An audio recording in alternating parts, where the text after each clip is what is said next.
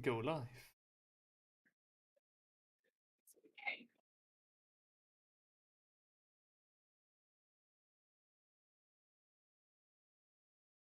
Are we live? Fehler auf.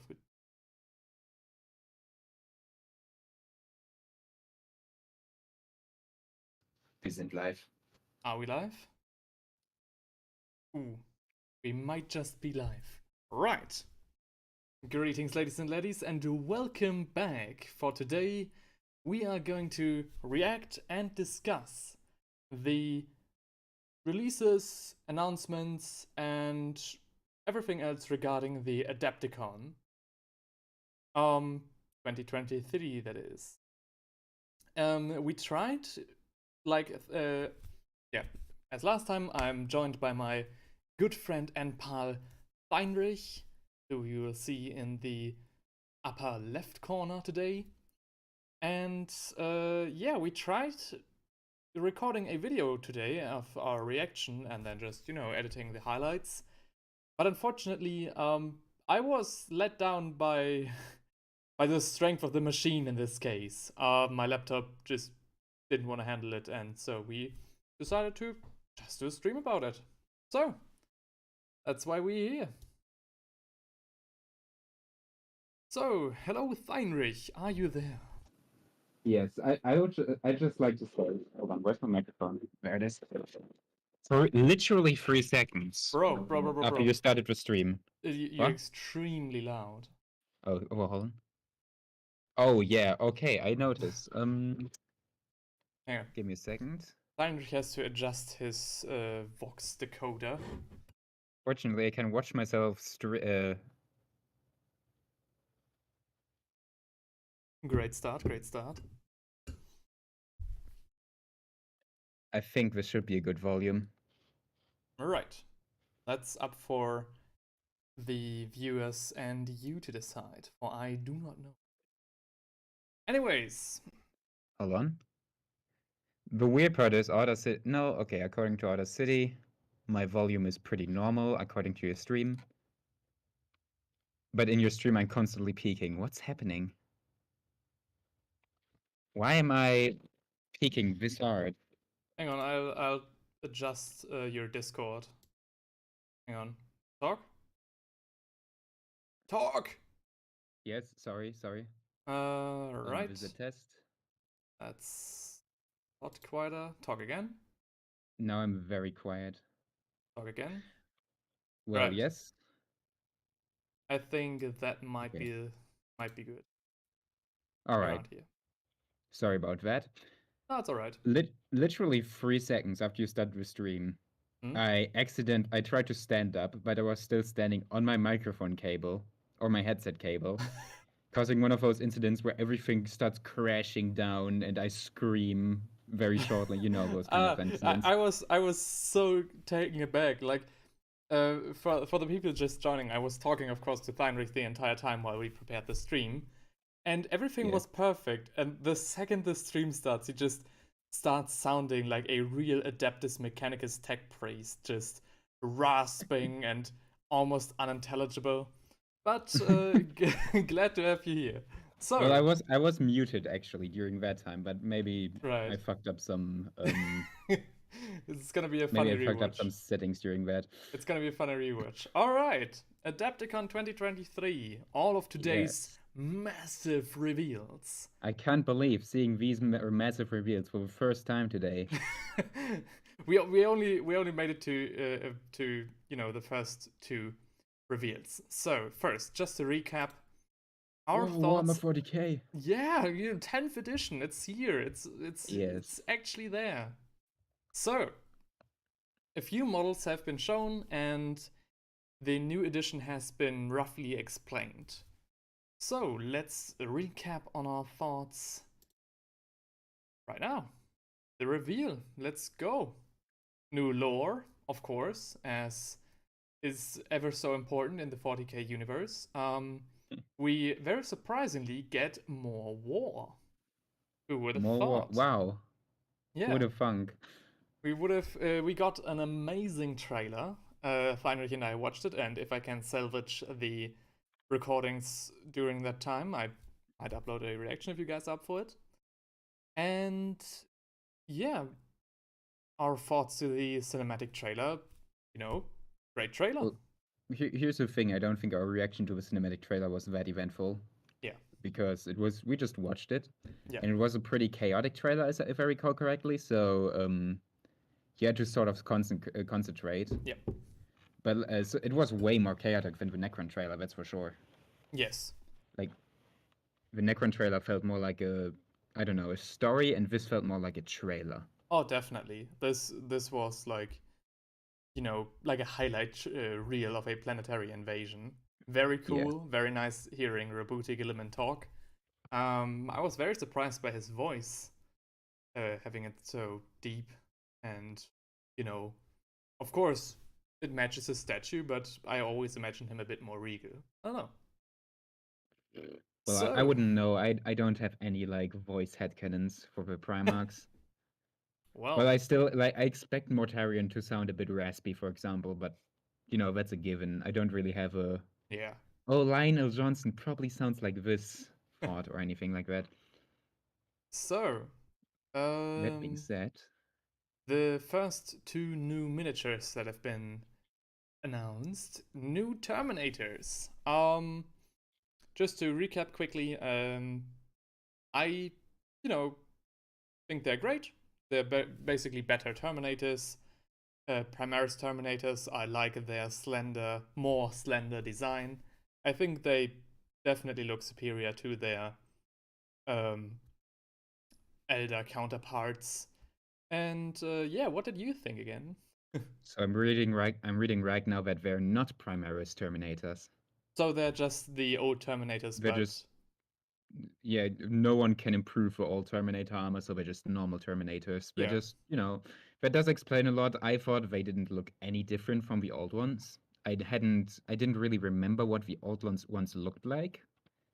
So I needed to see that comparison between old Terminators and new Terminators to actually notice that they were different, that these were new models. Yeah. Which a lot of Ultramarines have.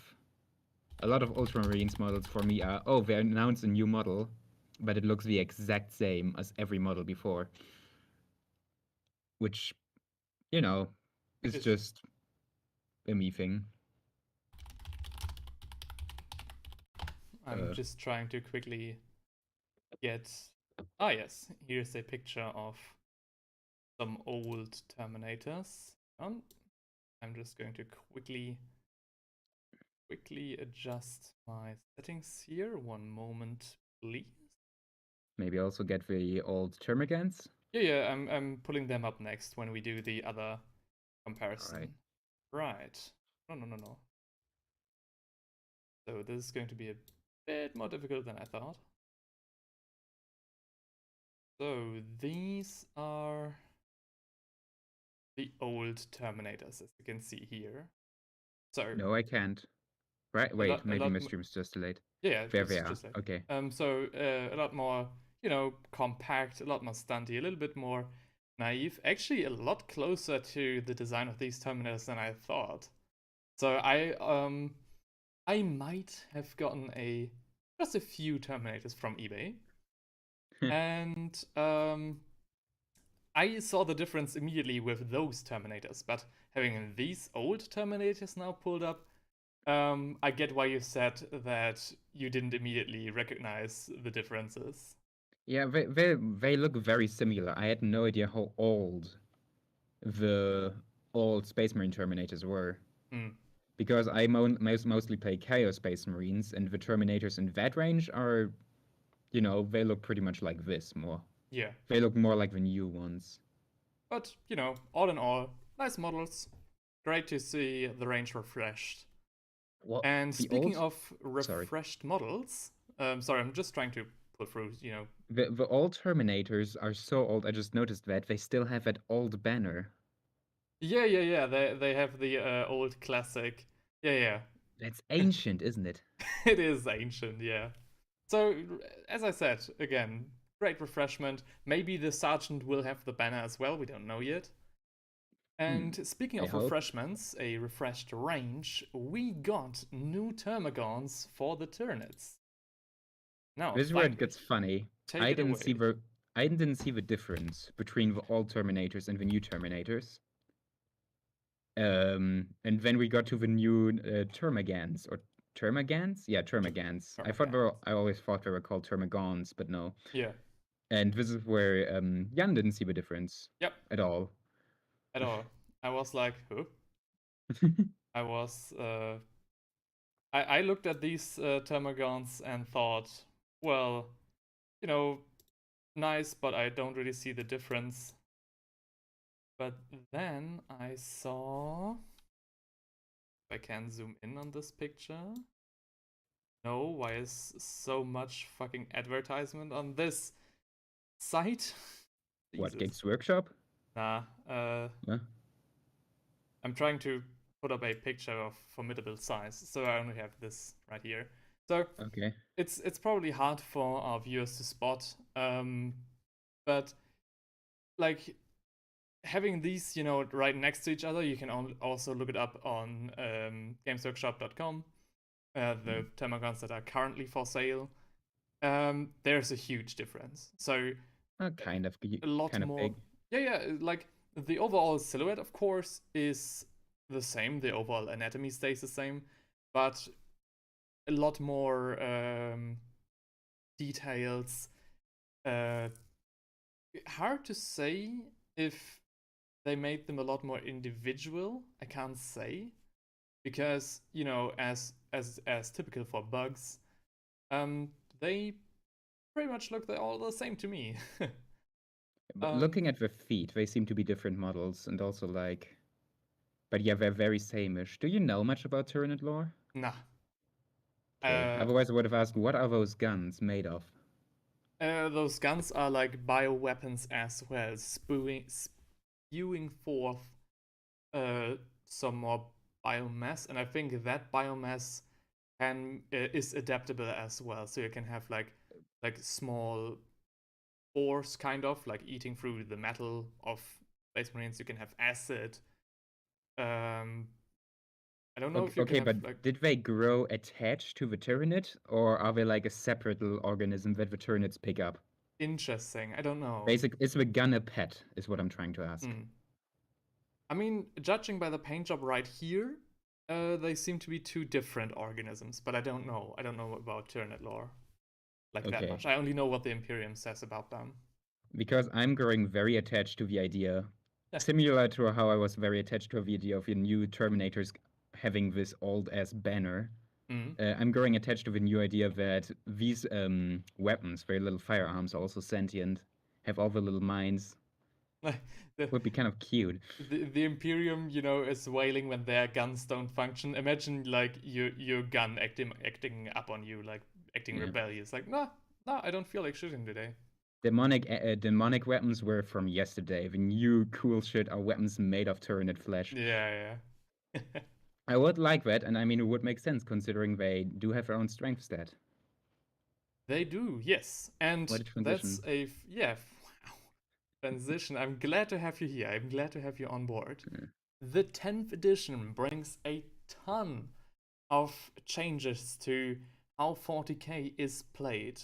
It, aims to make it more simple, which of course is bad for like, I don't know, what, 5% of players who really like to gatekeep and boost their ego on the knowledge that they have of the tabletop game. And now it's basically all been rewritten. The new codexes will be downloadable for free when the edition launches, which is definitely nice. There will also be some data cards for each and every faction. But the Arcs of Omen books will still, just release as you would have thought. Do you own any 9th edition codices? No. The Imperial Guard Codex just released like this year, like a month ago, with the refreshment of the range. So if you bought it, it would last for like 5 months and then immediately become obsolete. If it lasts for 5 months, you would have been lucky. I'm pretty sure. Like, when were the refreshments to the Imperial Guard? Like 3 months ago? Like, not that long. Really not that long. Yeah, alright. I mean, this will come out this summer, so I'm assuming 10th edition will launch. When's summer? Summer in like 3 months. Okay. Like June. Wow. So yeah, you get 6 months worth of Codex. Great. Amazing. So if you play 10 games every month, then you get like your money worth. Yeah. Money's worth.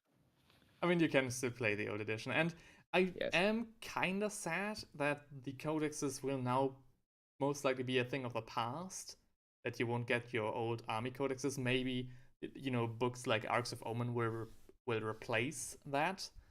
But I always liked the Codexes. I liked, you know, of course, for people who just want to play the game, it's annoying to buy the rules every time. But I like how they were made. I like the lore. I like the artworks in the Codexes. I really like them. Yeah. So hearing that they're now probably not returned for the new editions, I don't know how to feel about that.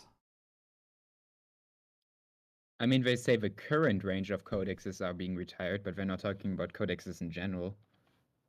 Also, apparently, the plural is codexes. Right. So here we have, you know, the new data sheet. So everything. Yes. Actually, if you continue on, it says codexes will return in time to replace the free rules, but when they do, the complexity of the game won't increase. All right. Thanks to a 1-in-1 FOs for army and subfaction rules. Right. Okay. Well, that's good to hear. Then I'm happy. Yeah. The new data Gotta make money somehow from this, eh? Yeah, definitely. they don't do this to, you know, keep the fans who like the codexes happy. It's definitely it's like Age of Sigma. The rules are free for the first, like, I don't know, few months, and then it all comes back. You better be careful. Mm-hmm. Right. So also those cards alone will be like $30, right? So probably. Yay. Yeah. Well, unless we can print them out. We can probably... No, they say buy as convenient card decks. So that will... We can design our own cards. Yeah, we can print them out ourselves. Yep. The stats here. I see movement. I see toughness. I see a saving throw. Throw spelled with a V. I see wounds. I see leadership. I see range, attack, ballistic skill, strength, armor penetration, damage. You see ballistic skill? There. What is OC? I still don't know. I'm pretty sure it's not explained in the text. So, for the people currently watching, we are talking about this stat right here, the last stat in the Termagons, you know, range. OC. OC2. What? Yeah. Does OC mean? They probably talked about it in the stream, but I didn't watch it, so I don't know. I'm not sure if they talked about... Well, you might be right. I think so. I'm gonna Google it, you know what? Yeah, okay, Google that. While we're Googling it, I'll just keep talking about the new datasheet. So the main difference is that... Objective control. Objective control. Oh, so like power? No. I think it's like one Termagant has 2 objective control versus like a Knight has 10 objective control or something. So you can't like cancel out a Knight's objective control with one Termagant. I'm interested in hearing if this objective control, you know, is for the whole unit or really just for one model. I think it's for one model. I mean, it also says 1 wound per Termagant. Termagant? So it's probably like if you have a unit of 10 Turnits, they're gonna have 20 objective control. So if like the enemy has a Knight and the Knight has 30 objective control, you're gonna need 2 units of Turnits, Termagants, to capture the objective. Which is cool. I like that. Oh yeah, definitely. It's definitely frustrating when you're trying to contest a point and, you know, you roll up with your tanks and the other one's got like some cultists or whatever. And I guess the point is contested, huh?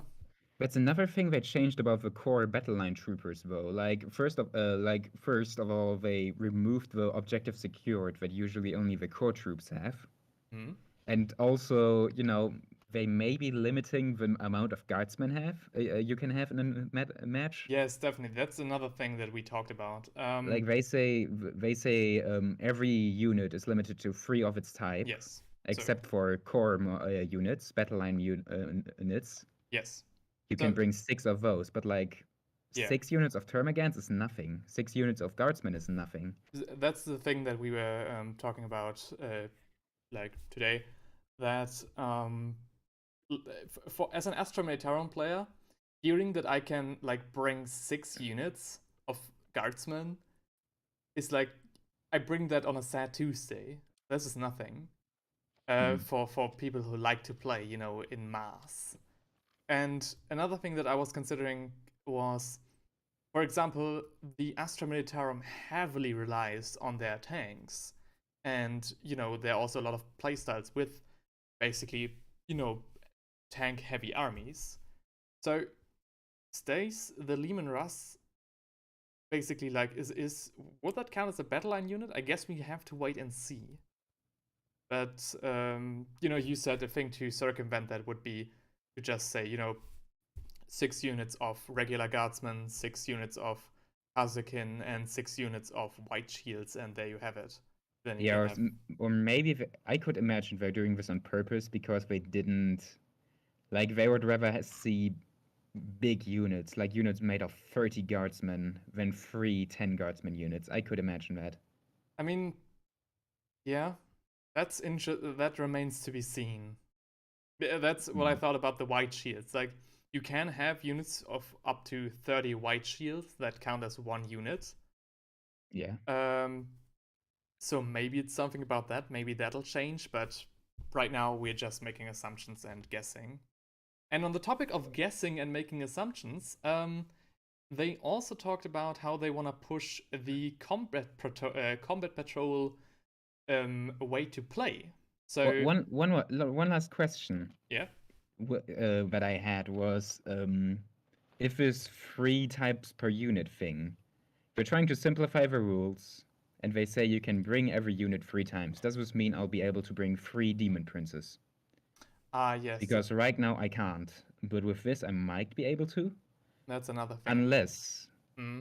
I guess they'll have something along the lines of them being unique or them not wanting to share command or something. I guess it's gonna be something like that. I could also imagine them saying warlords are the exception. You can only bring a warlord once, and a demon prince has to be a warlord. I could imagine that. I guess that's what they're going to go like. Or, you know, maybe 10th edition is just broken in the first few months, and they're going to have to make amendments, just like Age of Sigmar. I mean, they still have points, so it can't be that bad. You say that now, right? They're right. Combat Patrol. They have been selling these Combat Patrol boxes for quite some time now. Right. And now they're basically saying if you buy one of these boxes, you will be able to immediately play against other people who have bought one Combat Patrol box, which is cool. Yes. If you've watched Midwinter Minis start collecting Deathmatch, I'm guessing that's what it's going to be like. Yes, definitely. But you know, Jan noticed how pathetic the Astra Militarum army was. Yeah. For example, like, I don't know how most of the armies currently on screen play. I don't know the point values, I don't know how they fare on the battlefield. But I do know quite a bit of how the Astra Militarum performs. And if you tell me that all of these boxes are perfectly balanced, then I'll call your BS out right now.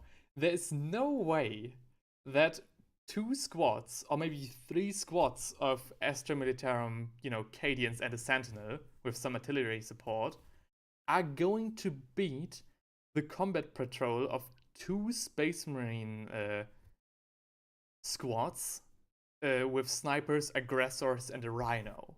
I'm just looking at the Chaos Space Marines, and they have Chosen. Yeah. They have normal Space Marines, or maybe they are Havocs. I don't know. Hold on. Yeah, they have Havocs, which are like heavy weapon teams for Chaos Space Marines. They have a Dreadnought, a Hellbrute. They have a Dark Apostle, and like they have Chaos Space Marines. In Mars. They have like as many Chaos Space Marines models as the Astra Militarum Combat Patrol has. Yeah, Dark Apostle and everything. So like, how are the Guardsmen going to try to win this? Also, like the Salamander Combat Patrol, like the Green Space Marines. one Contemptor Dreadnought. That's not a Contemptor Dreadnought. One, the new Dreadnoughts with a few aggressors and like it's half a squad with a chaplain. I don't think these like 10 miniatures are going to fare that well against your Chaos Space Marines or other combat patrols. So basically, what we're trying to say is that right now, as it looks, these combat patrols are not balanced to have a very fun game. Maybe they'll adjust the rules. Maybe they'll bring out some special rules like kill team for these. I don't think so.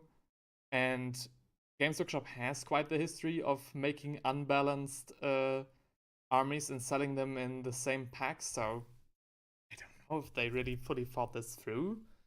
But this just again remains to be seen. Try to guess. Like, we don't know anything about these combat patrol boxes, but we can roughly see what's inside. So who would you say is the strongest here? Wow. Just like at a glance. At a glance, yeah. I think the Chaos Demons might have quite a good chance. I don't know how they fare, but they've got like 20 Bloodletters. Oh, yeah. And what are these? Chaos Wolves, I don't know, and 3 Juggernauts and everything. Bloodhounds. Yeah, Bloodhounds, yeah, 3 Juggernauts. That's quite a lot of demons. And again, there's no way that the Scadian Combat Patrol would stop that. Yeah. I'm pretty sure. I was thinking sure. the Grey Knights, because Grey Knights are pretty elite for Space Marines, right? Yeah, of course. They kick ass. This is not a combat patrol, this is an entire Grey Knight army. What the fuck? Yeah. Yeah, you're completely right. They have like one of our mechs. They have at least 10 Grey Knight models. Yeah. The way I understand it is they're basically mini custodies. So oh, yeah. Good luck with your 20 guardsmen there. Yeah. Damn, yeah. And they're all psychic as well, so they can teleport all around. Like, I've watched one battle report, and the Grey Knights just mopped the floor with their opponent's army. So, yeah. I don't know. Again, the balancing might be a little bit off on these, but it remains to be seen. Yeah. Who knows? Yeah, that being said, I think we've covered all of the new edition. Well, what do you think this new edition is going to be like? Like, after seeing everything, what do you think about your new box? Like, are you gonna get it? Are you excited for anything in particular? So what are your thoughts? The new box. Which do you mean? Do you mean the Dark Angel Turnits versus Space Marines. This will launch 100% with like a box of Ultramarines. Well, Space Marines versus Turnits. Yeah. Do you think that's like better than Necrons or Death Guard or whatever, or are you indifferent? I'm happy that the Nits get some love. I think it's been quite a while since they've got a proper release. Yes. And a release on the side, their miniatures were really due for a refreshment, for a range refreshment. Yes. That's what I'm excited about as well. The fact that Turnits are announced to have Turnits are set to get the biggest refresh and update ever, which I'm excited about because Turnits needed it, definitely. Even though I can't really see even though like the difference between old Termagons and new Termagons is subtle, I'm sure there will be some units of Turnits which will absolutely look fantastic. Yeah. Like, if this is the new standard that we're working with Turnits, I'm quite excited for what new models are going to look like. And in the trailer, I still think that we saw a new Turnit. And I think they mentioned it in the text as well, that there is a new Turnit form coming. And I'm very excited about that because... saying, judging by the art that I've seen, that new Turnit might actually be based off the actual Space Marines. Like, there have been rumors about Turnit forms that have adapted the capabilities and armament of Space Marines. And, that's because they've fought against Space Marines, they've absorbed their gene seed, which is highly heretical to say, so waiting for the Inquisition to mow down my door anytime now. Mm. But I think that's going to be the new Turnit species. I do hope not, because that would be a bit boring, in my opinion. Like, we already have Turnits with guns. We already have big elite Turnits with guns in form of those knights, or what they called. I hope if they're making new Turnits, I don't exactly know what I would expect from them. But I hope it's not just Space Marines. No, it's not going to be just Space Marines. It's basically a tank. Imagine like a rhino with as a bug. That's basically what the new, judging by the artwork that I've seen and the few footages that I've seen in the trailer, that's all right. The new. That would be sick. Yeah, they're not going to be like the Termagons, just bigger and better armored. It's really going to be like a big bug. That would be cool. I'm also hoping for like, if I wanted to see like if I could design one Tyranid unit, it would probably be like a sentient riot shield. Like I don't know, someone ate one of those guardsmen that have a riot shield carried around them, or the Ogrins. The Ogrins have riot shields. Like a Tyranid ate that, and just the hive mind created just sentient walking riot shields that you can walk around. They give cover or something. That would maybe be nice. Yeah, like a Vindicator Turnit hybrid. Yeah. That would be super fun in my opinion. And like, I think Games Workshop should play around more with the idea of making Turnits more inhuman. Yeah, I mean, making them less dinosaurs and more weird shit, because that's the one thing I really liked about maybe lean more into the bug side of things, like more centipedes and stuff. The thing I really liked about the trailer is how weird the Turnits were. They were very Lovecraftian. They were very strange. Yeah. They were, I don't know how to describe them. They were just weird. And I really like that. Well, remains to be seen. Yeah. Anyways, that's everything for the new edition. Very interesting to say the least. Great trailer. You know, the rules seem to be great. Remains to be seen. And I'm excited. I'm interested.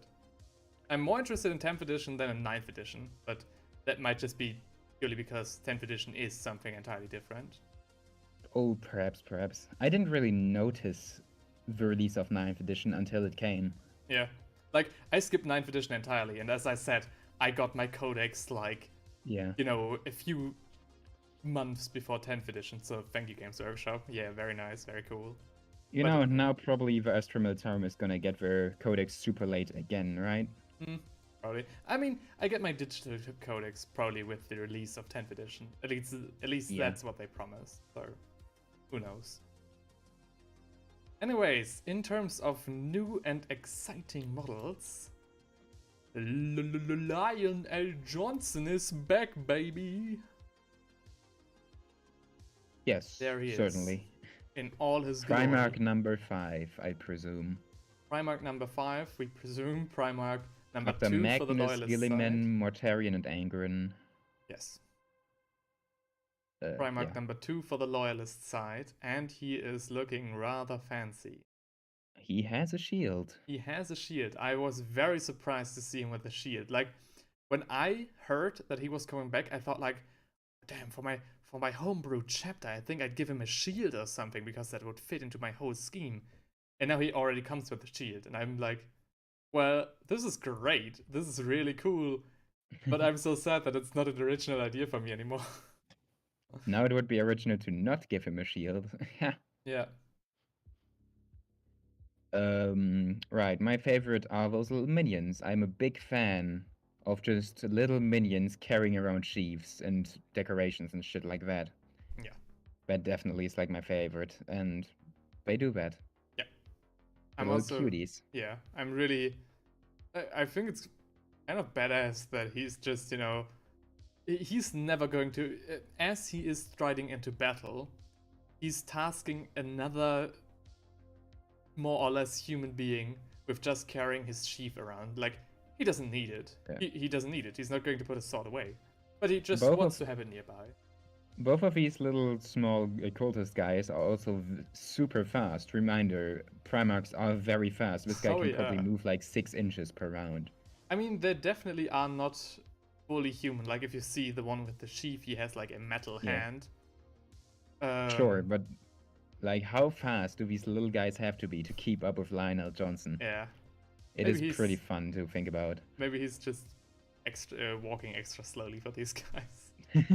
Also, his shield looks very nice. It reminds me very much of the Warhammer Fantasy Empire aesthetic with the eagle, the crowned eagle, and the parchments and everything. It reminded me a lot of a Fire Emblem for some reason, but I'm not sure why. Probably just because we're both golden shields. Mm. Also, another thing that I noticed was his sword. Like, it's just a normal power sword, you know, quote unquote. But Heavy Metal made a really sweet non-metallic metal effect here. We don't see that often from Heavy Metal, so... Oh. Yeah, very nice. Spotted. You're right, that is actually not metallic. That's, I think that's very impressive for the paint job. Like, the model is great already, but the paint job really sells it, especially as with something, you know, as boring as just a huge power sword. I wouldn't have seen it that this was non-metallic. I guess we can see who's the painter here. I mean, it makes sense. Like, if Games Workshop announced a new Primarch and you were tasked to paint him, I think you would also try your best, right? Oh, definitely. This is Lionel Johnson. I mean, I don't think that they've never been capable of doing this before, or that they just didn't put in the effort. Just usually they do, like, you know, they paint the miniatures up in a scheme that other people can easily replicate.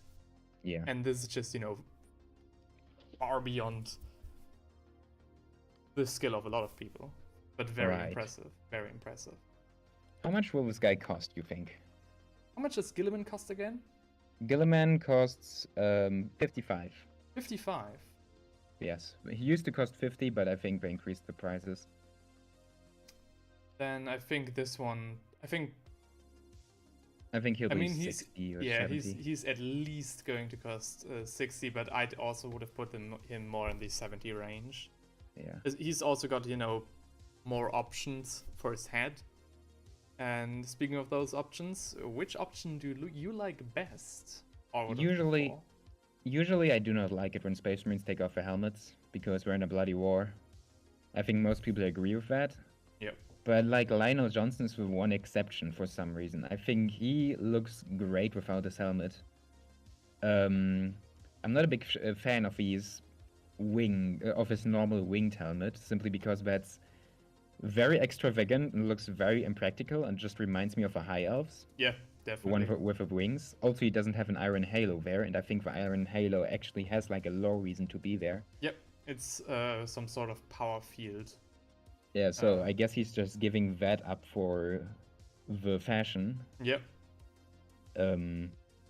So my favorite is probably going to be, in order, just normal non-helmet head, then helmet and hood, then hood and no helmet, and then helmet with wings. Really interesting. Yeah. My rating is very similar. Okay. Just that I like the hooded version without any helmet better than any of the other versions. Yeah. Purely because the hooded version, in my opinion, you know, shows this nice aged face, but also is really in theme with the lore of the Dark Ages, of being like a kind of cult, Knights of the Realm. You know, many of their models have hoods, and the Lion in 30k didn't have a hood, so he stood out quite a bit. But this, I think, ties him together nicely with the rest of the theme of his army. I can imagine. And I think that's just great. Great choice by Games Workshop. So, two things I noticed. Yeah. Like, in the picture with, first of all, that shoulder pad with a line on it, it has a tongue coming out. Is it? Yeah. I think that's his cloak, honestly. Is that his cloak? I think so. It looks like a tongue. No. If you look on the page where his sword is, that's one of the paws of the lion that he's got. Oh, Yeah. Like when you look to the panel with the sword, the picture oh right yeah, but this is all down right. below. Yeah, I see it now. Okay, that would have been didn't quite look silly. did look a bit like a tongue. That Yeah, would have been weird. definitely. Also, in the same picture with a sword, is that a gun he's carrying around? Yeah, he's got a pistol. He has a little baby pistol. Why though? The size of a man, you know, for a Primarch, Yeah. of course, but yeah. Like you have a sword and a shield. Well, I can see the purpose, but it's a bit silly. I don't know. Is he actually ever going to use that in tabletop? That would be pretty funny. That would be interesting, yeah. But Here's again, just so one strength-free pistol shot. No special effects. It's Yeah. literally just a normal pistol. 4 ups to hit. Yeah. Ballistic skill of 4 because he's a not that duelist. good at shooting. He's very never good at shot a melee, weapon. but Yeah. never trained with guns. Yeah. Excellent. But again, I think like my favorite is the one with the hood up, and my least favorite is actually the hood up but his helmet showing. Really? Yeah, because I think that looks too menacing in my opinion, which is interesting because, you know, that's exactly the point of a Primarch, right? To look menacing. Mm-hmm. But I think the just helmet in front of his face makes him look quite a bit like a Chaos Space Marine, in my opinion. So I think the hooded one with the helmet would be my least favorite. The hooded one without the helmet is my favorite. Second place, just his head. And third place is the High Elven head, basically. Yeah, I get it. One thing I find very funny is the intro blurb of a text we have on this page is basically the opposite to the trailer. Like, the trailer was like, yes, we, the Imperium, is winning, is what the preachers are saying, and we are beating chaos, is what the preachers are saying. And this intro blurb is just, yeah, humanity's kind of fucked. Yep. The galaxy's currently getting messed up. Too bad. Too bad. The preachers are liars. I mean, The second thing is, this dude hasn't aged well. Yep. He did not age well. He got old. He really got old. I just saw a meme today where they said that the, you know, basically Ultramarines, that it is in the Codex of the Space Marines that Guilliman has to get his face moisturized with a special cream every day. Yeah. So he doesn't age. What did Lion do for the last 10k years, Will? I think, if I recall correctly, he literally just slept, basically. And you couldn't wake him up? I think so. Okay.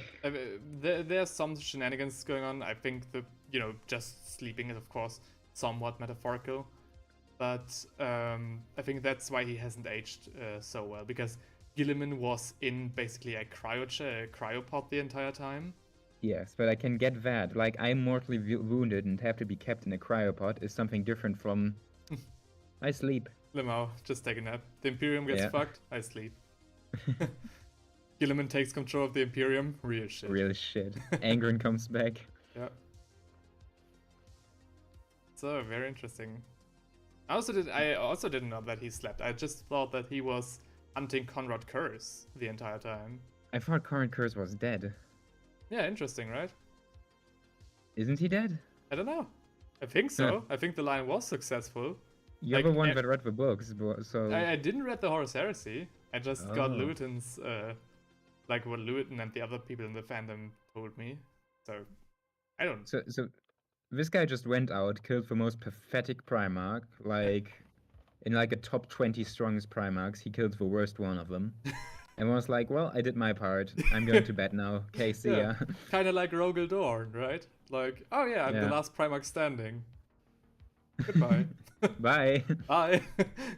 But then again, it's not like that brings up a question: why is Curse not back as like a demon Primarch? He's so pathetic. Even his masters didn't want to help him. The Chaos Gods were like, Conrad Curse.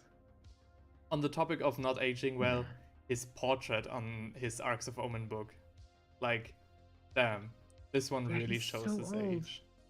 This guy looks more like a dwarf in most of his squads. Like, we're having a few squads coming up. Right. And they look less like dwarves than this guy does. Yep. So, he looks really old. I'm honestly don't know how to feel about that. I think his model looks great, having aged like that. But his portrait, I don't know. I don't know, man. he looks a bit like he's bald in that picture because of the angle. Yeah, right? This also, like, this man, this grandpa is the strongest duelist humanity has to offer, basically. Yeah. Bruh.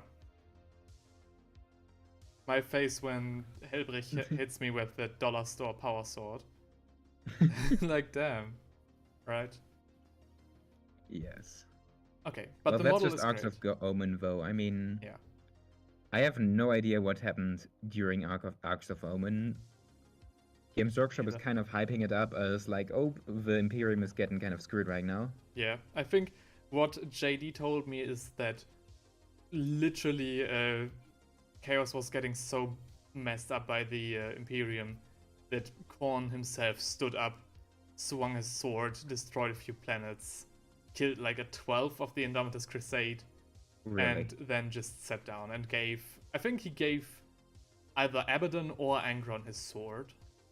He can just do that? That's a bit lame, isn't it? Yeah, that's what I thought as well. I told JD, like, damn, that's the lamest shit I've ever heard. Yeah. Lazy the writing. Chaos God just decided to move for once, and he immediately won. Like, Oh, damn, cool, nice.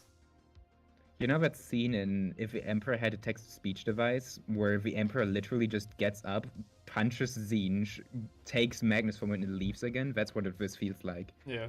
It feels like we need to like conclude this plot somehow. Let's just God intervenes. Yep, same. Deus ex machina, except there's no machina. That's exactly what I thought as well. I was like, damn, really? That's the best you have to offer? Chaos gets his ass whooped for the last 100 years, and then the god just decides to stand up and does something. Well, to be fair, we don't know actually what happened. We're just kind of going off That's what JD heard told there. me. Maybe we'll know more after I've read the Dawn of Fire novel, not the new one. So, that's enough about Lionel Johnson. Further down, now it comes actually to the first reaction. This was basically just recap with a few the next one is additions. Arcs of Omen, so I think we can skip that. Yeah, right. Siege of Chthoniya. I don't think that's just a new book. Warhammer Horse Heresy. Really? Just a book? It's just a book. Ah, it's a campaigns book. Alright. So if you want to play 30k, I mean, I've got the new 30k, units. I've got them pretty cheap on eBay. Yeah. New video coming up in the future. Maybe. I can't say when. The Space Marine in this campaign book is called Varen Ashur-Haddon. What? Varen Ashur-Haddon. Do we go back down again? Yeah. Under the book. Under the book. The planet of Chthoniya is consumed by rolling war. Varen Ashur-Haddon. Varen Ashur-Haddon. Ah. Master of the true sons of Chthoniya. I have no idea who that is. Vows to retake his home before Horus claims Terra. With the aid of the word bearers. Who gets the aid? He or Horus? That's a good question. I mean, hold on. The word bearers are and the Alpha Legion are helping Varen Ashur-Haddon reclaim his home? Before Horus claims that doesn't make much sense, I'm guessing. Yeah, I guess the word bearers, and why would they write it this way? Just say Horus. We all know who's with him. I mean, who are the true sons of Chthoniya, though? I don't know. Let's move on. Yeah, let's move on. Let's move on. I don't know who that is. Like, nice campaign book. Nice to see.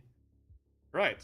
We're getting to something interesting here. Despite this being the 40k reveal and all, they revealed more fantasy and Age of Sigmar, in my opinion, than actual 40k stuff. You are to the point where even the Kill Team release is just Warhammer Age of Sigmar Beastman, but we put a chainsaw in the hands instead of a. Like all of these Beastman models can easily be proxied for Age of Sigmar models, and I think that's great. So that's the first thing that I thought as well. I saw the Beastman, I was like, oh yeah, Age of Sigma. And then I saw Kill Team and I was like, what? So let's go. I do like the plot. The plot is Space Hulk. The dwarves are trying to rob a Space Hulk, which is about to explode, and the Beastmen are just kind of there. Cool. Which I think is fun. I mean, fair enough. Yeah, fair enough. Yes. So let's go through it in order, right? New Space Dwarves, new squads, new leagues of Votan. Okay, this one. Yes. Does he or she have a beard? Hard to say. I think that's just the color of her shirt. I think that's not a beard. That's another dwarf without a beard. Yep. Shame. Second slide. 1 beard out of 2. I mean, but the one with beard is a Giga Chad. Yeah, I mean, he's got the knuckles. He's fighting with his fists in a gunfight. That is pretty impressive. I think he's the medic. What? Maybe? No, never mind. I thought he had like a defibrillator. A heart stop thingy. Yeah. An anti-heart stop thingy. Yeah, an anti-heart stop thingy, but maybe not. I mean, I think as I said, right? He's already got a blue eye, a black eye. Oh yeah. Laceration on the front, and he's just whipping out his knuckles and, you know, motivated to deliver some knuckle sandwiches. To be fair, this guy is going to be indoors all the time, right? Like he's inside a spaceship, so it's going to be very tight corridors. Yeah. So actually having like just cybernetically enhanced arms and punching rings might be a really good idea. Yeah. The rooms aren't big enough for guns or weapons to work, so you just punch them with your mechanical arms, which punch harder than a sword could cut. That would be pretty cool. That would be pretty cool. And here they've got the specialist as well. Just next slide. Heavy weapon. Oh, let's go. Ooh, the miner. The miner. And the gunner. Finally, a proper dwarf. Oh yeah, that is proper. A dwarf. I mean, once again, 1 out of 2 here have beards, but whatever. Could have gotten a little bit more beard, but damn, that's a respectable. This is truly a rock and stone moment. Yeah. Right. What I really do like about Kill Team is that they really show that each of these models has a different role. Yep. Right. This guy is we have a heavy weapons guy here. Yep. We have I think he has digging stuff. Maybe grenades. Yeah, definitely. I'm not sure what he has. I guess he's like a pioneer or something. Yes. Like explorer. You know. Works. I think that's a lot of fun. So these guys are cool. These guys are cool. Next one. We have a robot. The robot, of course, doesn't count. Robots don't need beards. Yep. And the other guy, I think he has one. I think he has one, yeah. As well. Just like I think he has a similar one to the miner. Hard to say. Yeah. I really like the League of Votan robots because if you didn't know there were robots, you couldn't tell. And that's kind of a point. Yeah. Which is very good. I think that's good design. They are really cool. They really remind me of the AdMech robots, like the Castellan robots, have like a similar face shield. I think they do look great, yeah. Which does make sense because I think they're based on the same technology, right? Oh yeah, I think so too. I think they're based off the same STC. Yeah. And next what I'm fearing a bit is that the Leagues of Votan will go through their Tau phase eventually, where Games Workshop will rework the lore to be way more dark and grim and whatever. But until then, we can just have our happy-go-lucky adventure robot dwarves, which I think is cool. Yep, definitely. Next slide. What is the guy holding? Which one? The guy on the bottom. I know what a pistol and the axe is. What is... Oh, a grenade. He's just pulled the pin with his teeth. What? He's just the low one. Oh, like it's a belt. He has a whole belt of grenades. Yeah, yeah. Oh, you mean his what? Yeah, yeah. Okay, that's cool. So he's literally a grenadier. He's just throwing shit. Does he even have a normal weapon? He's literally throwing. No, he does not. Maybe he also just punches people. Yeah. Also, this absolute man, right? Chad. Yeah, absolute Chad. Great beard as well. Yeah. And to the flying one, Yeah. whose head is that? That's the head of the first Horus Heresy cover book again. I'm not sure about that, but he certainly does have no beard again, which I will always point out. Yep. Plus, I'm not Green sure stuff about galore. giving squads jump jets like Space Marines have. I mean, especially in a Space Hulk. What's the point? I mean, the Space Hulk can have quite huge, like rooms in between them, like great halls. You have to remember it's like multiple spaceships in one, and if just one of these spaceships has like a huge hangar for smaller ships, then I think it could come in handy. I was using as a reference the picture of the box has a little picture above it where they show a corridor and it's pretty narrow. It's not that high. That's yeah. I mean, I guess that's like lower levels or some shit. Yeah, sure, maybe.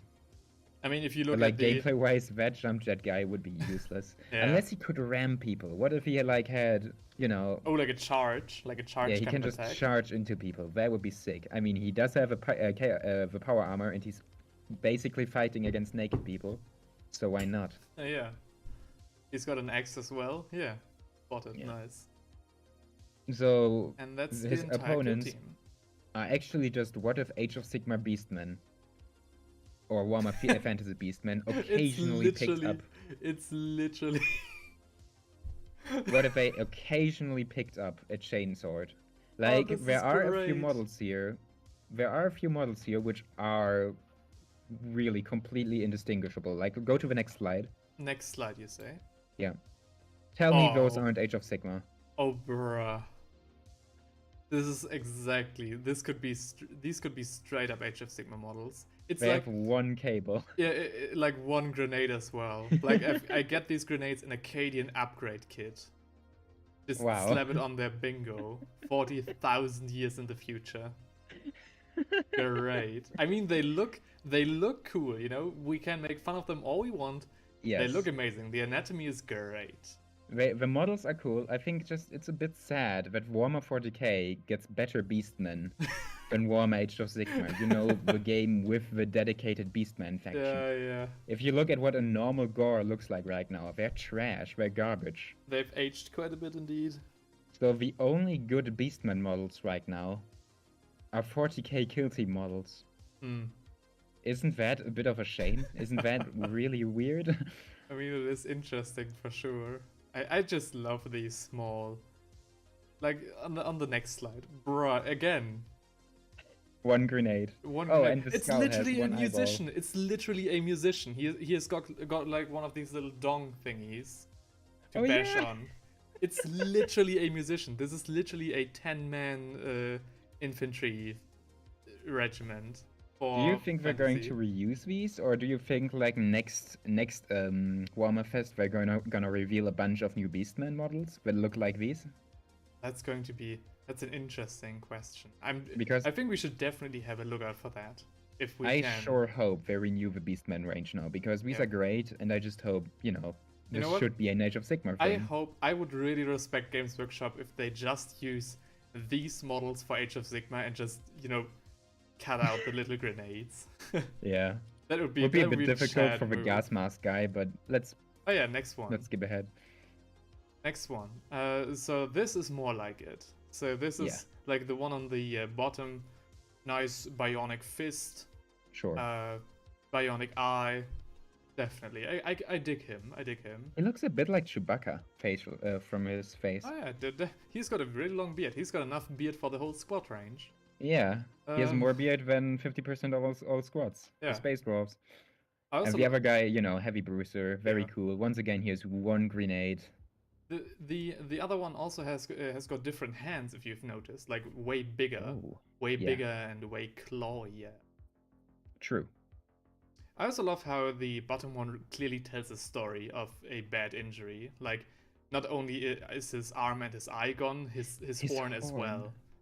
I really like that. I really like when someone really just cut straight through the horn into his arm. Yeah. Like, I really like how some of these Games Workshop miniatures really tell a story, and that's great, especially for kill team. Where do Beastmen get their cybernetics, though? Or maybe the squads held them as pets, and they just rebelled. I heavily doubt that. I Yeah. mean, the lore says they dwell in barren outlands, shadowy underhives. These guys can be found in hive cities. What? Oh damn. Huh. There you've got your new Darktide DLC. Let's go, DLC faction. Or just introduce Skaven to Darktide. Wouldn't that be something? That would be something. That would be cool. Yeah. Next slide. The next slide, though, has the biggest 40k Beastman. Oh yeah. Oh wow. Like that guy is cool. Does he even have a full arm? Yeah. Okay, No. he's throwing the grenade, I think. Is he? Yeah, you can see his hand. It's like this. Okay. I think the idea is very funny of a Beastman who's like throwing toxic grenades, and he is the only one of his crew who's wearing a gas mask. So he's like, "Oh yeah, guys, you should probably take cover, Mao," and just tosses it in there. Good thing there's no wind in space, am I right? Let's go. Yeah. Oh. He's also got like clearly like the boils of pestilence on his arm, which I think is really these look nice. just like normal bolts to me. Yeah, maybe like, you know, from acid or something, like if you burn yourself on a hot stove. So again, if a miniature that tells a story. And then you've got the mutant on the left, which is great, looks great. Yeah. One eye more, I think this one, more. oh no, this one also has a grenade. Yeah. All of these are great. Yeah. There's only like a couple of things that make them 40k, which I think is funny. Yep. But being funny doesn't mean that you're bad, you know? Before we come to the terrain, I think why doesn't the Imperium accept these guys in their ranks? I mean, imagine, like, if they accept Ogrins, imagine having these guys fight for you. Oh, definitely. I mean, hard to say. I mean, they've literally got the Chaos Star on their front. So. But I assume that happens because they are shunned by society, and then they switch to Chaos. Because they're shunned by society. What if they just weren't shunned? What if they were indoctrinated like Ogrins? Oh man. Remains to be seen what the lore says. I think both teams look great, definitely. Yes, like, definitely. Bottom line, both teams look great. Love the paint job, love the modeling. I think the modeling on the, Beastman is absolutely amazing. Like, every new release thus far has had a great anatomy. And the squads also have some great variety, which is good. Yeah, definitely. Like, you've got your specialized kill team here, and your kind of, everybody picks just up what he got and goes to town, kill team below. Alright. And now to the environment just looks like more kill team environment, nothing new here. These are these escape pods? I think no. You sure? They look like drop pods, but for just like one person. They do. And this is an escape mission. Yeah. The squads have to get out of this crashing Space Hulk. Oh my god, look at the cryo chambers. Yeah. That's really cool. That's hilarious, actually. Oh, that's so mean. That's like the pinnacle of sci-fi horror for me. Like, getting in a cryo chamber and just die, and then be left there. And like not even falling asleep. Oh, that would be that would be really horrible. Yeah, I think the worst one when it comes to cryopods is getting in a cryopod and not going unconscious, but you're still being frozen. Oh damn, yeah. You're just kind of hanging around for 1,000 years. You've read that story as well, I take it. You've read that story as well, like 2-second horror. No. There's exactly like a 2-sentence horror story that goes just like that. Yeah. Yeah. So. Well, you better learn how to meditate. Oh, definitely. Because otherwise. Like, yep, great terrain, nice. A little bit less than the last kill team we had, like the Drukhari one. But I prefer this much over the Drukhari one. This one is better. Like, and I didn't I'm just talking about the terrain. I'm just talking about the terrain. Oh yeah. You remember the terrain? Yeah. Yeah.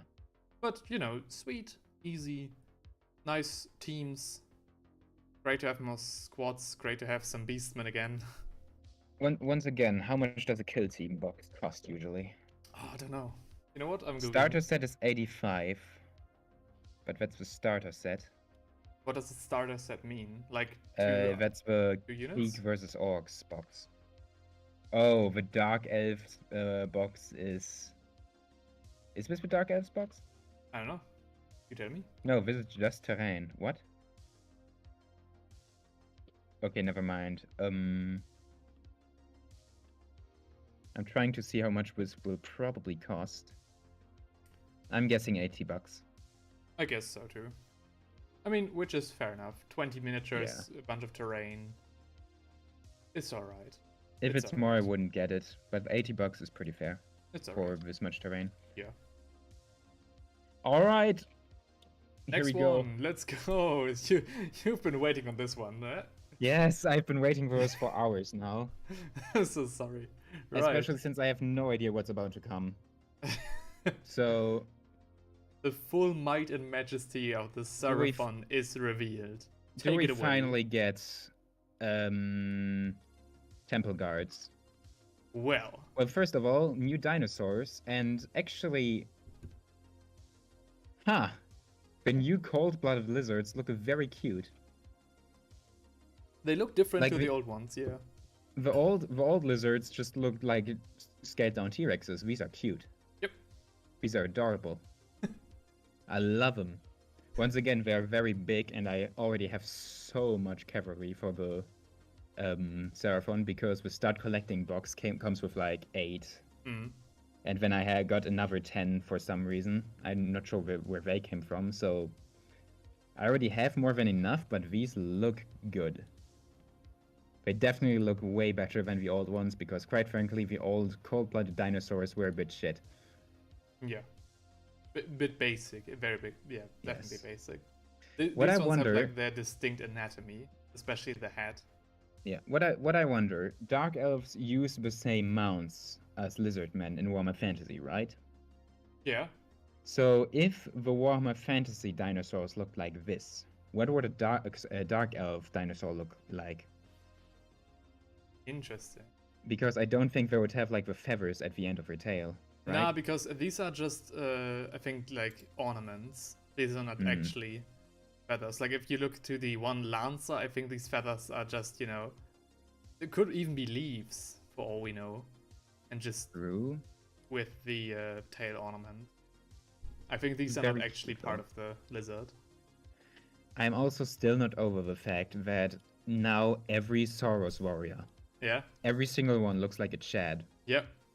Like, holy shit. It's basically it's the Tomb Kings all over again. Like the like now we have Chad skeletons and Chad Saurus warriors. It used to be like Saurus warrior were a bit scrawny and small, but the Saurus Scar veterans, they were the big ones. But now everyone looks like a Saurus Scar veteran. Yeah. It's a bit strange, but I like it because, you know, it's dinosaurs. They're supposed to be beefy. They're supposed to be strong. And also, speaking of Scar veteran, oh. actually, is that a Scar veteran? I don't know. It's apparently, I think it's a champion. I can't. I think this is the champion, yeah. But below, further below, you'll find what you seek. Yeah, that is just Agradon. Super Chad. Agradon. That just sounds like... Huh? What if Angren and Abaddon had a baby? Yeah, Agradon. It's this thing. Okay, yeah, you can clearly see those are feathers. They tagged onto the tail. Yeah, okay. Cute. It's like, it really is like a mini Carnosaur, but cute. Sweet. And this dude, this dude, you know, great dynamic pose for his mount. And he definitely looks like the Ober Chad.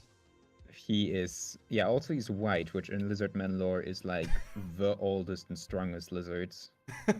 Okay. You know, typical fantasy stuff, the lighter your skin, the stronger you are. Yeah. Same thing with orcs. No, it's a different, it's... Oh yeah, it's a different with orcs. With orcs is the... I don't know if this is better though. I don't know for the orcs. So like orcs get stronger the more black they are, and lizardmen get stronger the more white they are. I suppose this is the race war they have. Yep. Truly. Truly amazing. Scores. Yes. What? Further down below? You scroll further down without... Sorry. We can go back to the Scar Veteran. No. I mean, there's nothing much to say about the Sky Veteran. He looks great. He has different head options. I think it's a bit of a shame they don't show his shield, but I think his shield is a generic one. He's also got, like, he's got a spear as a weapon option and an, like, kind of ice pickle, you know? Yeah, the typical Lizardman club. Right, I didn't know. But no, not the club. Like, it has a spike as well. Yeah, that's also pretty normal. Really? I already have a model that also has, like, a weapon like that, yeah. Never noticed. I mean, I didn't really ever... Did I play Lizardman against you? Ever? Like one time, like 5 years ago, 6 years ago, maybe longer. Okay, yeah. And back then they weren't really painted or anything, so... Yeah. Maybe I just didn't notice. Croxigores get once again new models. Very distinct. Very distinct. They made them even more Chad-like. they kind of look like what's the series called? The dinosaur series with the family. I think that's just called Dinosaurs. Really? All right. Yeah. So, but you know what I mean, right? The second one, especially. That he reminded me the most of them. I'm not sure about that. I think they look a bit like Godzilla, if Godzilla started using weapons. Oh yeah. Like Godzilla with longer arms and like less chunky legs. I don't know. The muscles though again. Ooh. I think they're good. I think they're really good. I hope you can use these for fantasy, and by that I mean I hope you can fit them on square bases. I mean, I definitely like how they've got their own, you know, just like the cold ones. Yes. These have gotten their own, you know, distinct anatomy as well. Like before, I think Croxigores to me looked like just like big lizardmen, but these look definitely distinct now. Also, like my favorite thing about painting Warhammer is painting muscles, which is why I occasionally like painting ogres. Right? I only have 2 ogre models, but both and a troll, and all 3 of them were a blast to paint. Oh yeah. So I can already tell these Croxigores, they're just muscly. I also like they're gonna be fun. I also like the very smooth transition from scales to skin on the Croxigores. Yes. So I don't know if that's modeled. I guess so. And if it is, damn, well done. Yeah. I mean, it was even modeled on the tin models. Really? Like this? No, not like that, but they did have model scales there. Oh, wow. So would be weird if it wasn't like that here. I like the new clubs. Yeah, big. I think some of the new weapons and shields the Lizardmen have are a bit boring. Like I actually like the old shields more the Lizardmen used to use. Mm-hmm. But god dang, these clubs they look dangerous. I really like the paint job on the Champions Club because that's just a lightning thingy. Yeah. Pretty good. Pretty good. Also like the bigger scales that go from the top of their head down their back, like some real cool armor. Yeah. Like these guys are literally impossible to stab in the back, literally. Yeah. Like good luck. And then you get like a big old tail in the face. That's true. Very cool. Ooh. Oh damn! And look, one last thing. Yeah. I think it's the which one is it? The I see him. This one. The skull for reference, for size comparison. Massive boy. Massive. To be fair, skulls in Warhammer are always very small. Yeah. Skulls in Warhammer are always very small, but god dang, yeah. Yeah. Big boy. Yeah, this is a big boy. This guy is, I think he's Demon Prince sized. Interesting. Now that I think about it. Might be. Like definitely old Demon Prince size. Old Demon Prince, not the new ones. By the way, public service announcement for the people watching. Yeah. Heinrich and I are just, discussing and gushing over these new miniatures. But, if you'd like, you can of course use the chat if you want to share your own thoughts. Absolutely not. Absolutely not. You don't want that. Yeah. You don't want to have to justify. I don't want people to judge me. Like, all right. Right, Croxigor okay. War. Oh, there's more Croxigor War Croxigors. Spawn. Oh, damn, that's like... This is more like I would have imagined a Croxigor to look like. Her description literally Saurus warriors might have been working out, but the new Croxigor are absolutely yoked. What does that even mean? What does that even mean? Getting thirsty just looking at these boys. Hell yeah. Oh, that's your taste, eh? Ooh, yeah. Alright. I feel a bit bad for whatever left those handprints there. I think that's these are skink hands. Oh, I think yeah. these are skink hands. Three I think fingers. that's like Maybe it's really some just ornaments. a decoration. Yeah, yeah. Maybe the skinks were also very thirsty for They were Croxigors very and they noticed, thirsty. oh shit, we're asexual. After getting a bit touchy. Yep. What's the difference between a war spawned or a Croxigor? The amount of chat. in Yeah, their that's blood. true. And they have a different, facial structure, and slightly even beefier Oh, anatomy. yeah, okay. In Lizardmen lore, Croxigors are basically the workforce of a Lizardman. Ah, right. And these are Croxigors that cannot work. They are Damn. only there to fight. Bro. At least the description says battle-bred bruises who are barely functional outside of combat. They require skink attendants to clean and feed them. So these are the ogrins of Yeah. Lizardmen. Oh damn, I like the toad as well. Like, do you see the little toad on the base? Yeah, a little froggy. That's a chunky boy. These look like crocodiles. These look like that's like the first thing that I've noticed. Like these look Yeah. very much like the Croxigors of old. Yes, they are crocodiles, Croxigors. We now have dinosaur Croxigors and crocodiles, you know what I'm Take talking your about. time. Crocodile Croxigors. Yeah. And they're Very good. both really good. They're both amazing. Unfortunately, they'll be like $50 for free models. Yeah, definitely. So, I guess mean, who it is won't be Age of getting them? I mean, I guess it is Age of Sigmar, and Age of Sigmar has proven to be quite a bit more affordable in comparison to 40k. So maybe. I don't know, man. I think these will actually be $50 for free models. I'm I willing to guess we'll bet. see. I think Maybe 40. Maybe 40. Yeah, I think that's more like it. There's a guy behind you, by the way. Yeah, it's my armor. That's your armor. It's my armor, yes. I've got. Okay. I try to make my background look a little more interesting. Does your armor Just to like put my armor there. move on its own or something? Oh yeah, sometimes it does that. Yep. Definitely. Sometimes, but just sometimes. Usually not without my command. Okay. Okay. I would have liked to. Army set. Hang on. Slan 10 warriors and 5 chargers.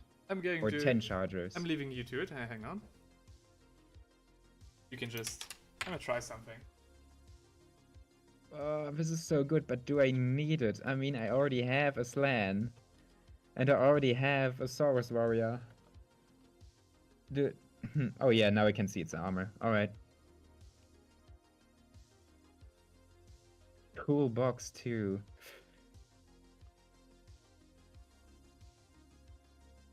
Try to bring a little more light into. I think I'm not gonna get this box because it's gonna be too expensive, and I already have a Slan and Saurus warriors. Mm. But it's tempting because they're all models I really enjoy. Yeah. And the new Skink Riders are definitely, distinguishable from the Saurus cavalry you already got. The battle tome is also in there. Okay, this is gonna be like 150. I guess 120, but yeah. Oh, well, adjusted for inflation, it might be 100. Alright. Yeah. No, that's too expensive. Oh, there's a new Salamander as well. Nice. Yeah. Well, those were announced last time. No, I think they were announced on a random Thursday or something. Yeah, you know I how think Games so too. Workshop is. I guess so, yeah. But, like... No Temple Guards, huh? Still no Temple Guards, no. No Temple Guard. 2 new... Temple Guard obsolete. I mean, Temple Guard has been squatted. Maybe. Yeah. Maybe the new Croxigors, like the battle Croxigors, are the new Temple Guard in a way. That's what I wanted to say. Like, with these Shad Sigors, you don't really need Temple Guard anymore. These guys literally can't do anything else but fight. I like Temple Guards though, because like I think the models were bad, But I like the concept of, you know, a dinosaur bodyguard with a halberd. Yeah. Plus, like, you know, the Pokemon, what's it called? The Lavender Town Pokemon with a dead mother. They're a bit like that, which is kind of funny. I mean, I guess they're just like the Salamander. I think they will get just a range refreshment. I don't think they're going to get retconned. Yeah, but here's the thing: unless they get announced, I'm pretty sure they're gonna be gone, because otherwise they will be the only normal-sized, like old school lizardmen they'll still have. All right. The Temple Guard will be less big and muscular than the generic Saurus warrior. Right. Yeah. I don't think that's gonna be possible. I mean, again, I'm still quite certain that they are going to be announced. I mean, Temple Guard is quite essential in the Lizardman lore, as I have heard. So I think it's just going to be a matter of time. As you said, you know, Games Workshop sometimes is just random with their decision making in what to release and what not. I mean, remember the Warhammer Fest last year when they released the new Demon Prince before the Age of Sigmar day, and then didn't include the Demon Prince in the Age of Sigmar release. And they didn't even really, they didn't really properly show him. Yeah. Yeah, that was strange. You're right. You're right. Who knows? And Adepticon, you know, Adepticon is going on for 3 more days, so maybe, you know, maybe there's I doubt that, and I think those were all the announcements. The rest is just tournament. I mean, yeah. Who knows? Still, Lizardman, let's go. Seraphon, great additions, great refreshments. Yes. Sweet. Very cool. Seraphon actually might be... No, they definitely are my favorite Age of Sigmar army. Fair enough. But the Nighthaunt is starting to grow on me, so... How many Lady Yolindas are you into right now? 4. 1 for each season.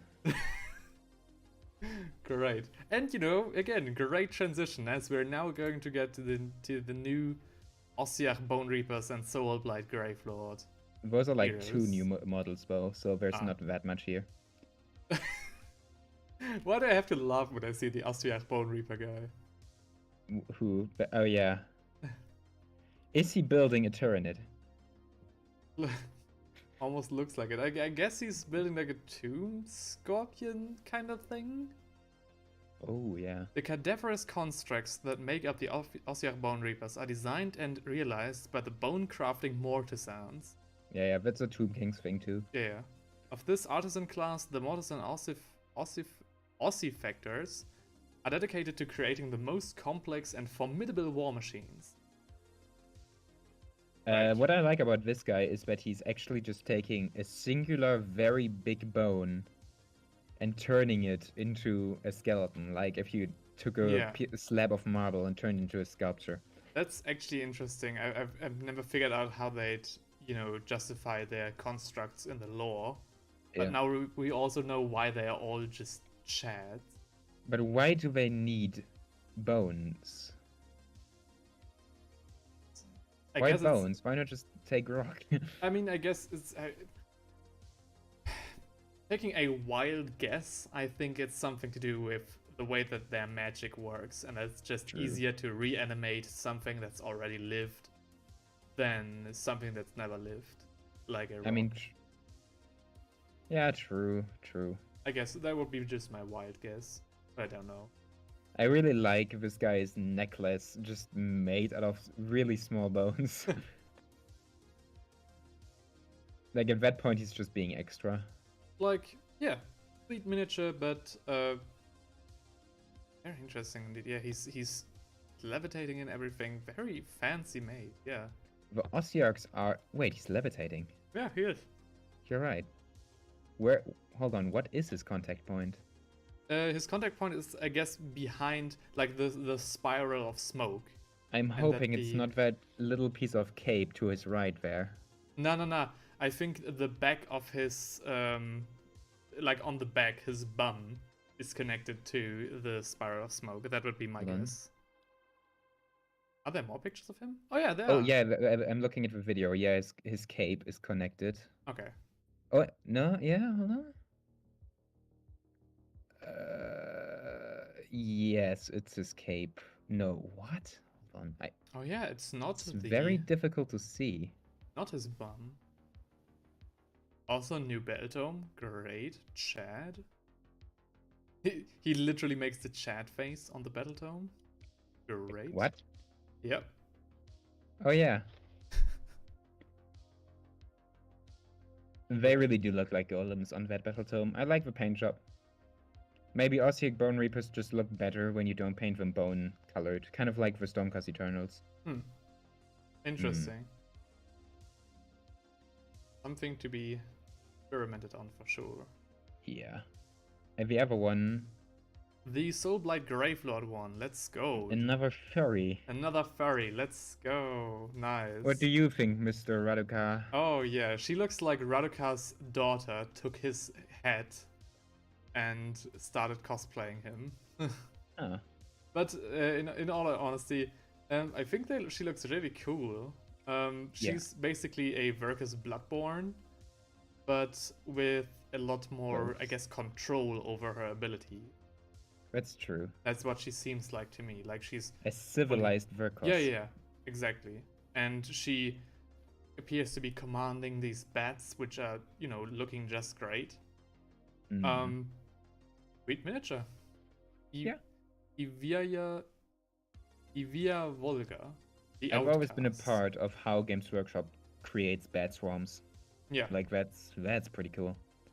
Once again, super fragile model though. I think it's alright with this one, as I think the contact points are. I mean the bats. Yeah, the bats as well. I think that's alright in this case. Okay. I think I'll worry less about this one than the Ossiach Bone Reaper one. Also, new battle tome, and it looks very much like Age of Sigmar here. Interesting. What do you mean? Like the Soulblight Gravelord battle tome, the artwork. Yes. Good. Like this is Warhammer Fantasy 101 again. Yeah, this is Warhammer Fantasy. Yeah. Okay. Not really. I mean, yeah, the units are all the same. They were already all in Fantasy and all, but yeah. I don't know. I think definitely is the Age of Sigmar art style. The last thing that I think interesting is if you scroll like below the battle tome and see the army roster. Yes. How the one vampire with flaming red hair. They stand out so much, right? They stand out so much because they definitely had a different approach to painting them when they just came out, quote unquote. Yes. And now that all of the miniatures get a far more refined paint job and a definitely more grimdark paint job, this lady just stands out. To be fair, she would stand out less if she was just next to those Blood Knights in the background, right? Yeah, but even that, I think it's... I think her flaming... Maybe it's also some of the lighting thing. Yeah, okay, fair. Yeah, it's definitely the lighting, because I think the red the Blood Knights use is the same she has for her hair. Yeah. But yeah, this is very much this picture is a good example of like focal points through color. This is also a great example of, what you achieve when you paint a more grimdark style versus when you paint a more comic-y kind of style. Yes. And, Raduka and his goons in the background spotted. Isn't that Morse Garden? That is Morse Garden, yeah. They still have that lying around. They still have that. Yeah, I think it's called the Sigmarite Mausoleum nowadays. And I think the set actually contains like 2 Morse Gardens put together. So you can actually still buy it? Yeah. Hold on. I think so. Look for Sigmarite Mausoleum. No, I didn't find anything there. Maybe under terrain? Definitely. Maybe they took it out and eventually they're gonna take it back in again. What? Hang on. No, it's not under Age of Sigmar right now. I looked. I don't trust you. Shit, you're right. Shouldn't have doubted you. You fool. Yeah. But they do still have a wildwood of Gyron, which is just 9 trees. Hey, yeah, that's what it's all about. Yeah. Right, so that was the Grand Alliance, and now, finally, I've been thinking about this since we tried to make the reaction. So these are first your look, Seraphon, eh? yes, a first look at the new Cities of Sigmar. Please tell me it's more than this one model. No, it's basically only that Fuck one, off. sorry. No, it's more. It's a bit more. Right. Yeah, it's free, okay. Honestly, that's already cool. So now we have a fresh new look at what we can expect with the new Cities of Sigmar. It's a bit strange. These look technologically less advanced than the Old World Empire. Yeah. The Old World Empire was like, you know, relatively modern. They had guns, they had halberdiers and all that, sure. But you could tell that they, you know, had gunpowder. These guys look like they do not know the concept of gunpowder. These definitely look more like medieval men-at-arms than state troops. Yeah. Also like the bigger shields and the shorter weapons. Yeah, I think I agree. But I definitely like the new design. Like, this looks really interesting. Yes, sure. Cities of Sigmar. I do like them too. Blend of classic I thought that was just a bit strange, but you know, they're knights. They definitely are men-at-arms. They did a good job at creating knights that aren't like too elite. Like Stormcast Turnits are extremely elite knights, right? And these are more normal knights. Definitely. I like this a lot. They definitely remind me a lot of the I don't know if many of people would agree with that, but they definitely remind me of like soldiers of Godric in Elden Ring, or in general, like a very Elden Ringy design with the many details and the kind of, but not yet fully grimdark paint job. And they are also being described as these are the humble soldiery of the God King cities. Don't look very humble. Yeah, I guess these guys might even not be the state troops in a sense. These might actually be like some form of militia. Maybe. I mean, it says regular, redoubtable foot soldier who make up the armies of the Cities of Sigmar. They might be in uniform, but they are far from uniform? Yeah, far from uniform. They might be in uniform. They're very diverse, is what we're trying to say.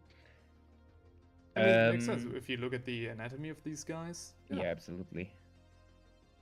I think what I really like about is how they implemented a system on their shields that you can paint your own symbol. Yeah. Which no one's gonna do properly, I think. But if you decide to do it, that can be sick. Also, if you look at like further down below, there are a lot of symbols that you can use. Yes. And all of them look really great.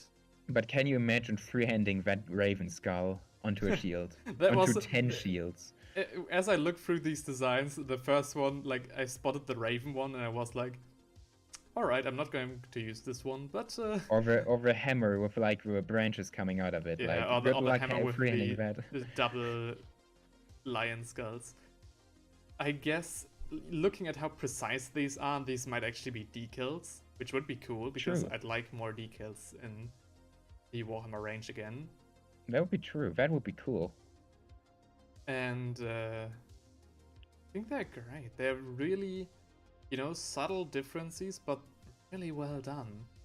They come out in autumn too, so yeah. I hope there will be more announcements for the Cities of Sigmar that like fit within this range. I can't explain it. I get so excited when looking at these guys. I think this design is really promising. Really? Yeah. I can't wait to see how the other races are going to look like. Do you think they're gonna create an entire human range with that design in mind? Like, are they also gonna give us knights and cannon guys and musketeers? Yeah, definitely. I think that would be cool. This is this still Warhammer Age of Sigmar. So I think that they are going to give us a full range of an army, like an entire new army. Ooh. And I also think that there is still the possibility that they're going to incorporate different races. Like, just like they are now, but like with high elves in their ranks and so on. Oh, that's what you mean with different races. Yeah. Yeah. I mean, I was about to say they already do that in that picture. That's the thing I wanted to talk about too. Like, it's not only the paint job that differentiates them, like the anatomy, the very subtle anatomy of their faces also is great in distinguishing. We have like the cool commander, the peasant idiot, to say it bluntly. Yeah. And the woman fighting together. Yeah, basically. But there's definitely like, yeah. I love it. Really very cool diverse. design. I think it's cool that Games Workshop went out to say like, oh hey, we want to make it clear that in our fantasy world, like, you know, everyone can fight. Yeah. It's not gonna be like in 40k where only men can be space marines. No, they don't do that anymore, which I think is nice. I mean, I don't have a problem with it in 40k, but yeah, I don't either. I don't think they should change it now at this point because it has been long established lore. Yeah. But I think you can clearly see with like these models and the Stormcast Eternals that they wouldn't do it again nowadays. Yeah. Which is enough for me. Yeah. Also, another thing that I want to talk about is the choice of weapons for their hand weapons. Like you have an axe, a hammer, and a, you know, regular sword, which is very nice and definitely, you know, historically accurate somewhat. And I also think back now to the first renders that we saw, like a while back from the Cities of Sigmar. They actually link to these under the picture. Oh, really? Yeah. Oh, yeah. Seen one of those shields before? Oh, yeah. Ooh, yeah. Oh, that's great. Yeah, but it's actually not these renders that I meant. But they had like a render of like different hand weapons and so on. So maybe the range of customizations that you can do with these guys is actually even greater than we already see, which would be that is cool. Really cool. I do hope they get their like own dedicated spear troop though. That is a bit like the new High Elf Vanari spear troop. Yeah. Because maybe I don't know. I think the Empire should have long spears as a unit choice. Yeah. Or Hellbards, you know, that works too. Maybe like with big tower shields, you know, like the like the 5th banner hat and the copper camp of Drachenfest. Yeah. That would be cool. Right, Cities of Sigmar, amazing so far. And the last one, we're still not done. We're streaming for We're still not done. 1.5 hours already. And we already watched like the trailer before we started the stream, so this is actually a lot of announcement. You're right. Came prepared. This is a great Adepticon. Damn, Warhammer Fest is going to have to pull a lot of weight to live up to this. I guess good thing we're streaming this now, not like as a reaction, because I remember you didn't have much of data left on your PC. We could have only recorded for like 20 minutes. I mean, I have enough data on this PC. I did too on the laptop. My laptop just didn't want to work. I put it into, you know, energy saving mode, and it doesn't want to come back. It just straight up doesn't. I think I might have very well lost everything we did, you know, this evening. That would be a shame. Yeah. I mean, we've got this now. Oh yeah, I've actually seen... Okay. This is a team versus team box again, like Kill Team. Oh. And like the Stormcasts are whatever. Let's go through them quickly. Yeah. I think the Mage is cool. Mage is cool. Decent. Very decent. But like the other Stormcasts are really just like... Another Mage. Alright. Yeah, the Mage is cool. The second Mage is, you know, also cool. Alright. And the third one is very Yeah. But when you scroll down and see the Zinj guys. Oh hell yeah! This is what we're waiting for. What is happening here? Oh, definitely. This is amazing. Yeah. Oh, it's even got eyeballs on the side. Like, fuck anatomy with this guy, and even one in his stomach, in their stomach. He doesn't give a shit, you know? He has like an elephant staff, he has a feather pen holder for his book. Yeah. He's casually holding a portal and shit. Yeah. And then you go to the next slide and it's more of that. More horrors, nice. Like, dang. Like Kairos Fate Weaver, but skipping leg day. Uh, What even then a is guy who that Kairos doing? don't know. Oh This is what damn. Tzeentch troops sort of always Yeah. look like. Like, oh. I also like the other little guy, like the eyeball with 5 eyes. Yeah, he's so Excellent. cute. Excellent. He's adorable, actually. I don't know. Tzeentch troops in this are great. Oh, I love them. Next slide. Oh wow. Oh, this Like, this makes me really happy. there's not a single model here that I like don't not like. It's like they said, okay, you have this amount of budget that you can spend on designing these guys, and I think I said it wrong. Whatever. what? Sorry, keep talking. Like it's like the marketing team came to them and said, okay, you guys got this amount of budget to work with for the new designs. Yeah. And they said, okay, we're going to just take some Stormcaster Turners that we've already got, put like 2 hours of work into it, and then put all the budget in the Tzeentch troops. And that really is just what all of Age of Sigmar feels like. Like every starter box feels like, okay, guys, we're gonna let's eat the frog first. You know, first thing in the morning, do the task you want to do the least. Let's design some Stormcast Eternals. Okay, yeah. okay, we did it. Okay, Stormcast Eternals are done. Let's do whatever cool shit we want to do. Yeah. And then they keep designing shit like this. Yeah, and then it's they incredible. just come up with the coolest designs in the miniature realm. Yeah, this is... this is really great. This is Tzeentch how he's supposed to be, just weird. I also love the color scheme. I mean, we are just, you know, of course, taking the casts themselves into consideration the most. But I think the coloring on these guys is also immaculate. Like, the small blends on the skirt of the, you know, main mage and all of the different, you know, parts that have been glazed. It must have taken forever. And it's really well executed. And of course, all the other miniatures have this. Like the feather, the muscles, the coat, all of him. Yeah, it's every miniature here is masterfully painted. Dang. Of course, that means that if I get to paint them, they won't look as good. Shame.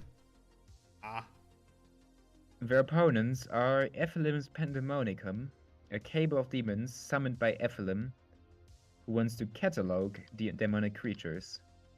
Oh, wirklich? So this is a nerd. This is what a demon nerd looks like. This is what a demon nerd looks like. This is basically his pet entourage. Yeah. You can do like a virgin versus Chad comparison. This is a virgin, like Angren is Chad. Yeah. This is what literal C does to a motherfucker. Yeah.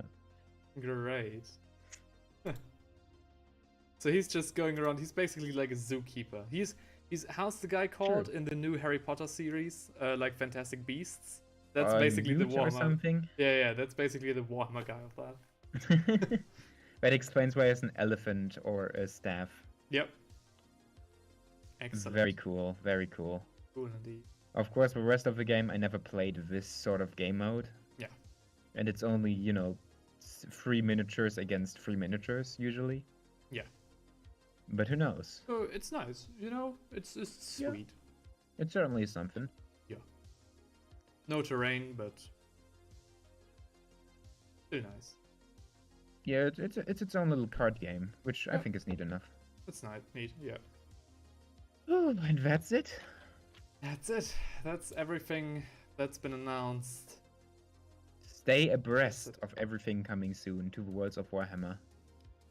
What does stay abreast mean? Oh. Abreast?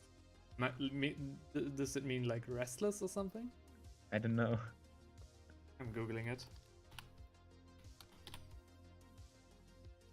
Stay booped. Stay booped. It's called side by side. What? It literally means side by side or simultaneously. Oh yeah, of course, breast to breast. All right, that does make sense. Okay. What? I mean, we didn't say that we did that we do a tier list of some sort. But what is your favorite announcement of today? My favorite. Let me think about it. What's yours first? Say everything. This might very well be the first release, the first Warhammer Fest festivity where literally every announcement is great. Even the ones that I couldn't care less about have amazing apart from like the miniatures. books, which I. I mean, again, like the Acts of Omen, like this, just filler, all right. And the campaign book is nice, for Horus Heresy. Okay, nice, get it. It's the miniatures are great. I think I will exclude the new edition of 40k from this rating, as I think the new edition of 40k is nothing to really be ranked right now because we really don't know much about it. I think announcement-wise, my favorite announcement here is definitely Seraphon's, but yeah, the next edition of Warhammer is definitely like the most important one. Yeah. But like, they didn't really announce any new models. They only showed like, oh hey, we refreshed the Terminator and we refreshed the Termagant. Yeah. Otherwise, they didn't really show anything. The trailer was really cool. The trailer was amazing. Yeah, definitely. I think my favorite single thing in this presentation was the trailer. Yeah. Of course. I mean, it's a 5-minute long cinematic trailer for a board game. I think if the people are up for it, I think I might do another reaction to the trailer, because I was busy talking to you and the audio was all scuffed and my computer didn't want to load, so I didn't really get the full trailer experience. And I think the trailer has enough to offer to watch it a second time. Maybe do it as a short or something. Yeah, maybe. Lionel Johnson is very cool, but he's a Space Marine Primarch, and I don't care that much about 40k. Mm-hmm. But he is like the coolest looking Space Marine on the block, okay? Like, yeah. Easily. Definitely. Like for my favorite single miniature. Okay, my favorite announcement were definitely the Seraphon. Yep. Easily. Yep. But I do wonder if I actually liked that one Siege Sorcerer more. Like if a Siege Sorcerer takes the title of Best Miniature. Otherwise it would probably be a Croxigor. A normal one. The guy with a club. Right. With a thunder club. I mean, the Siege Entourage is really cool, but I also really like model-wise. I'm really excited to see Lionel Johnson, as he is my favorite Primarch to date. Yes. And I know the most about him, and I think I'd really like to get him and paint him and everything. Mm-hmm. But in terms of miniatures, I actually like the Cities of the Sigma guys the most. That doesn't surprise me at all. Yeah. Yeah, you know what? My favorite is the Croxigor. Yeah. Just the fact that he's a lizard man makes me a bit hyped, and he looks very cool. He looks very muscular, which is also always neat. So this I'm gonna go with a Croxigor with a the child of Angron and Abaddon. Agradon. No, that's the mount. Oh shit. The mount is Agradon. Sorry, Sky Veteran. Yes. Okay, so this guy here. No. The Croxigor. This is the Croxigor. This is the Sky Veteran. You're watching the stream delayed, my man. Yeah, the stream has a delay, which is very confusing. Sorry. Yeah, that guy. The guy the screen is on right now, unless you did something during the delay. Lol, okay. No, okay. I get it. Right. Yeah. I still think that my favorite announcement of today is miniature-wise Cities of Sigma. Second place would probably be the Xinxian guy. And funniest announcement of today, the fucking Beastmen. 40k Beastmen. Yeah, the Beastmen were great. The Beastmen also looked great model-wise. Yeah. It's still very funny that they are just Age of Sigma models with a grenade tagged on and the occasional cybernetics. Yeah. But like, they're very funny. True. Great miniatures. Right. I also really like the Prospector Dwarf. Gotta say. So the which one is that?